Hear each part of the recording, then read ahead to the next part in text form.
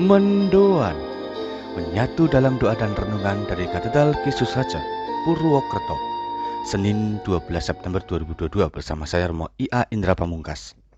Saudara-saudara, selamat pagi, berkat dalam atas rahmat Allah yang besar, kita semua menerima anugerah hidup pada pagi ini. Maka mari kita melangkahkan kaki dalam perjalanan sehari-hari dengan mengawalinya melalui permenungan sabda yang diambil dari Injil Lukas bab 7 ayat 1 sampai 10.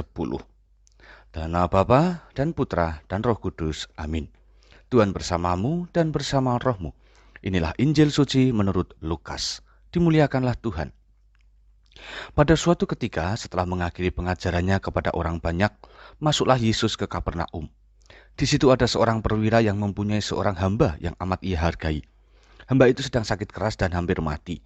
Ketika mendengar tentang Yesus, ia menyuruh beberapa orang tua-tua Yahudi kepadanya untuk meminta agar Yesus datang dan menyembuhkan hambanya. Mereka datang kepada Yesus dan dengan sangat mohon pertolongannya. Kata mereka, "Sudah selayaknya engkau menolong dia, sebab ia mengasihi bangsa kita dan dialah yang mau menanggung pembangunan rumah ibadat kami." Maka pergilah Yesus bersama mereka, dan ketika Yesus tidak jauh lagi dari rumahnya, perwira itu menyuruh beberapa sahabatnya mengatakan kepada Yesus, "Tuan, janganlah bersusah-susah, sebab aku merasa tidak layak menerima Tuan dalam rumahku. Sebab itu, aku juga merasa tidak pantas datang sendiri mendapatkan Tuan. Tetapi katakanlah sepatah kata saja, maka hambaku akan sembuh. Sebab aku pun seorang bawahan dan di bawahku ada pula prajurit. Jika aku berkata kepada salah seorang, 'Pergi,' maka ia pergi. Atau kepada yang lain, 'Datanglah,' maka ia pun datang.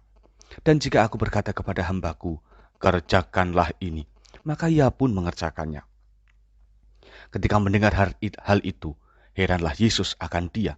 Maka sambil berpaling kepada orang banyak yang mengikutinya, Yesus berkata, "Aku berkata kepadamu, di Israel pun iman sebesar itu belum pernah kujumpai." Setelah orang-orang suruhan itu kembali ke rumah, mereka mendapati hamba yang sakit itu sudah sehat kembali. Demikianlah sabda Tuhan. Terpujilah Kristus. Rasa saling percaya. Itulah kiranya gambaran relasi antara si perwira tadi dengan Yesus. Dinamika kepercayaan perwira tersebut membuahkan hasil, dengan mana Yesus pun memberi mukjizat yang sempurna. Keteladanan perwira ini menuntut kita agar meninjau kembali status kepercayaan pribadi kepada Yesus. Percaya kepada Yesus tidak hanya dibuktikan melalui kerajinan melakukan kegiatan rohani, ketaatan berbagi, atau tindakan-tindakan lain yang bernuansa Kristiani.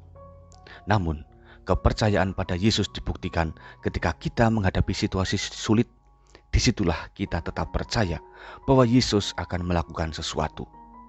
Percaya membutuhkan hati, bahwa mungkin karya Yesus tidak segera terjadi, tetapi justru disitulah kita diajak untuk menyeimbangkan antara kehendak pribadi dengan rencana Allah.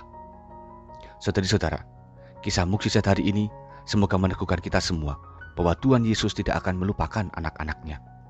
Kendati si perwira bukan dari golongan orang beragama yang sama, tapi toh Yesus tetap mau menolong, memberi yang dibutuhkannya, dan dengan segenap hati rela menjumpai dia. Dengan demikian, kasih Yesus tidak pernah setengah-setengah. Yesus percaya kepada umatnya yang sungguh berdoa kepadanya. Karya Yesus akan terjadi bagi mereka yang mempunyai kepercayaan mendalam terhadap kuat kuasanya. Maka saudari-saudara, mari kita perbarui rasa percaya kita kepada Yesus agar relasi dengan Tuhan tidak terputus, bahkan semakin akrab, terlebih jika kita bertemu dengan situasi-situasi sulit. Tuhan memberkati. Mari berdoa. Allah Bapa makasih, Engkau selalu mengerti apa saja kebutuhan yang harus kami miliki dalam hidup ini. Terima kasih bahwa Engkau masih percaya akan hidup kami, sehingga tidak pernah surut kasih-Mu dalam hari-hari kami. Semoga pada hari ini secara khusus, kami pun semakin menajamkan kepercayaan kepada-Mu. Kami selalu berani mengandalkan Engkau, dan kami rela hati menggantungkan harapan hanya kepada-Mu. Berilah kami Roh Kudus, agar hidup beriman ini dapat berbuah dan berguna bagi keselamatan kami semua. Demi Kristus, Tuhan kami. Amin. Tuhan bersamamu dan bersama rohmu. Kita semua, keluarga kita, mereka yang kita doakan dan segala rencana-rencana kebaikan kita senantiasa dalam berkat Allah yang Maha Kuasa, Bapa, Putra, dan Roh Kudus. Amin. Saudari-saudara, selamat beraktivitas. Tuhan memberkati. Salam mendoan.